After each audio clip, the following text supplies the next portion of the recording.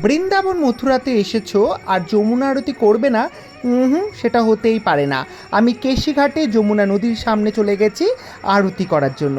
যমুনা মাতাকে আরতি না করা পর্যন্ত আমি শান্তি পাচ্ছিলাম না। তুমি দেখতেই পাচ্ছ যে কত দর্শক, কত ভক্তরা এসেছেন আরতি করার জন্য, এবং ঘাটটা সন্ধেবেলায় ঠিক এরকমভাবেই পরিপূর্ণ হয়ে যায়। সবাই আরতি করছে, আমিও আরতি করেছি।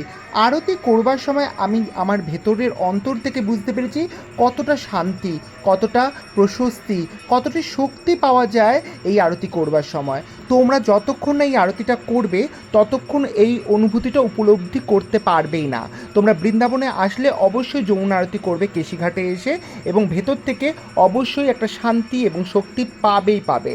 আমি তো পেয়েছি অন্তত। এবং দেখো এত ভক্তরা এখানটাতে ভজন সংকীর্তন মানে নিজেদের মতন করে আরতি করেন, সেটা দেখবার মতন। যমুনা মাতা দর্শন করে তোমরা সবাই কমেন্টস করো, জয় যমুনা মাতার জয়।